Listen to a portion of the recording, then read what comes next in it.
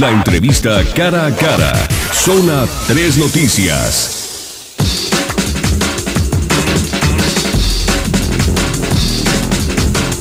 Bueno, mañana 27 minutos y 45 segundos. Tengo el gusto de recibir esta mañana aquí en cabina de Zona 3 al secretario de Desarrollo Rural del Gobierno del Estado de Jalisco, a Héctor Padilla. ¿Cómo estás, Héctor? Pablo, muy bien, buenos días, gracias por la invitación y un saludo a tu excepcional auditorio. Muchas gracias, Héctor. Hace un rato que no te veía, ¿cómo has estado? Bien, trabajando, dedicado a hacer las cosas y ahorita con una actividad intensa en torno al campo, tratando de reconstruir lo que tenemos que rescatar del campo y tratar de darle cauce en este gobierno que inicia con Jorge Aristóteles Sandoval como gobernador. En la cartera de Desarrollo Rural, algo que dio gusto es que se nombrara a una persona con conocimiento y con muchísima experiencia en temas del campo del estado de Jalisco, como es tu caso. ¿Por qué no nos platicas un poco tu trayectoria, mi estimado Héctor? Pablo, con gusto. Mira, primero yo soy del campo, o sea, yo vengo del surco. Soy hijo de ejidatario. Mi ejido es aquí La Milpilla, en el municipio de Tehuetlán de Corona. Cuando yo era niño era una zona muy lejana, aislada, y mi formación profesional tiene relación con esto. Yo originalmente soy maestro normalista y posteriormente preparado en agronomía con una gran cantidad de actividades de actualización.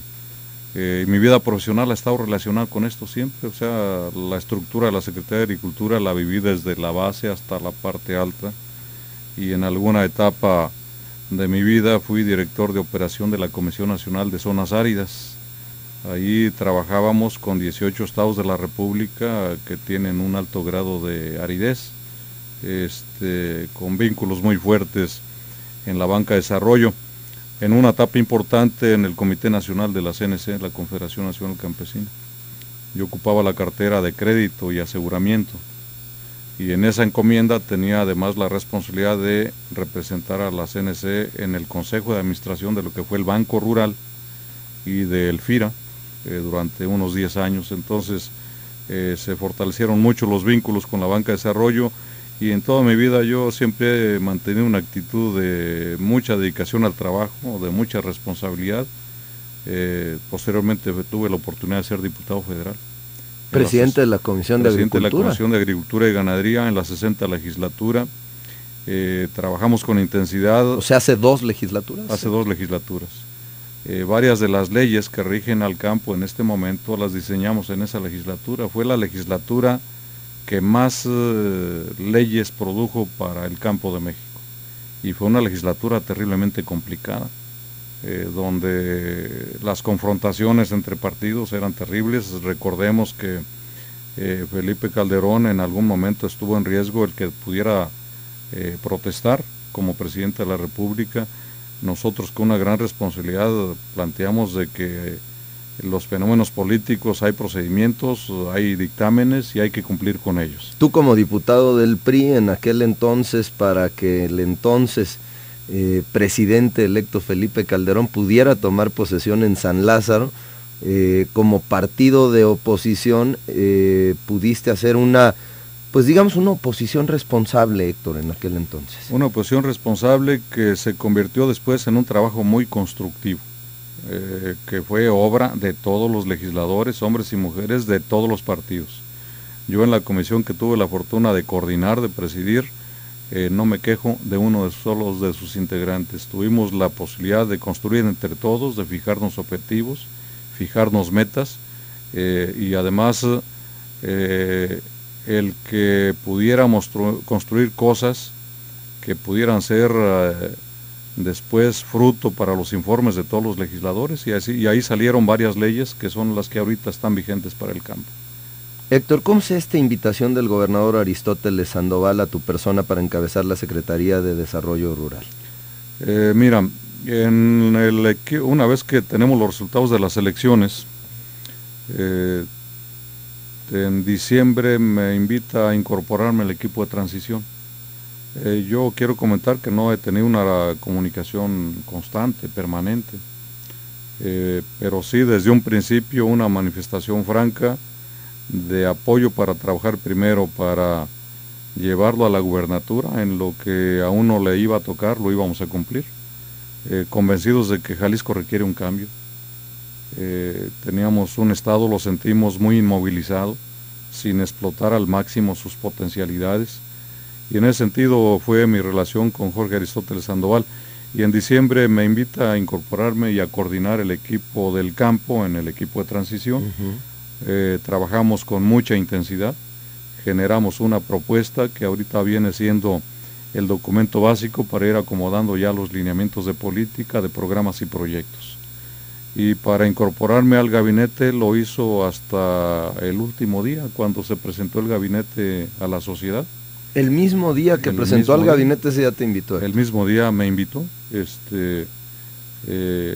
y aceptamos el reto, planteándole con toda franqueza que no es una cuestión fácil, porque tenemos un campo, Pablo, abandonado, esa es la realidad.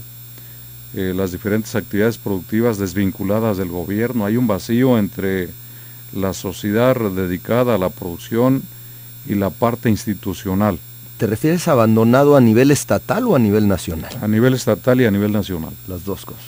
Pero yo creo que a nivel de estado se acentúa, porque se rompió el hilo de comunicación entre los actores productivos y las instituciones, especialmente la SEDER, que es la responsable de conducir la política agrícola en el estado.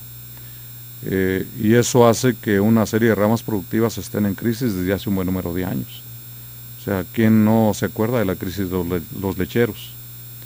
Constante, ¿no? Por el precio, pero básicamente por falta de comunicación para poder buscar soluciones. Los porcicultores, en el mismo sentido, los productores de bovinos. No es posible que a estas alturas ya de este siglo, la carne que consumimos los jaliscienses en que es el segundo centro de consumo del país, la zona metropolitana de Guadalajara, de la carne de bovino que consumes tú, consume la mayoría de la gente que compramos en los supermercados, no hay un gramo de carne producida en Jalisco, Pablo. Esto es un terrible contrasentido y es una pérdida de una oportunidad para los ganaderos del estado, para los habitantes del estado, y así como estas actividades hay otra serie de ramas productivas destrozadas. Muchas veces hablamos en Jalisco en torno a su actividad económica y siempre nos dirigimos, o principalmente nos dirigimos al comercio o a la industria, pero muy pocos reparan en pensar que Jalisco, por ejemplo, es el estado que más contribuye al Producto Interno Bruto Nacional agropecuario. Ojo, este dato me parece fundamental. Jalisco es el estado más importante en contribución al Producto Interno Bruto agropecuario a nivel nacional. Entre otros ejemplos, Héctor, Jalisco, por ejemplo, produce 6 de cada 10 huevos que se consumen en el país. Creo que son datos importantísimos. Y dejamos el sector agropecuario como política de gobierno, como atención de los medios de comunicación, incluso como atención del sector empresarial, a veces en segundo o hasta tercer término.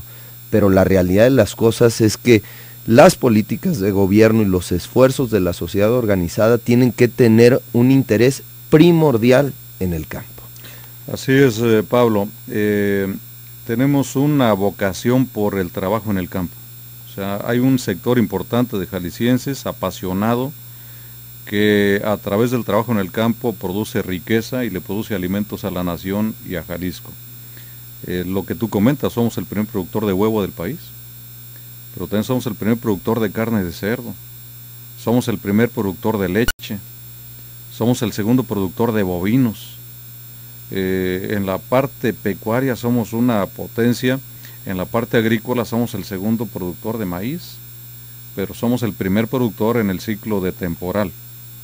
Nos rebasa Sinaloa por su enorme superficie que tiene bajo riego y vienen tiempos difíciles para Sinaloa y para el país porque hay poca agua en las presas y este desequilibrio climático está afectando gravemente. Pero recuperamos la cultura de la producción de berries de Michoacán, y Jalisco es el primer productor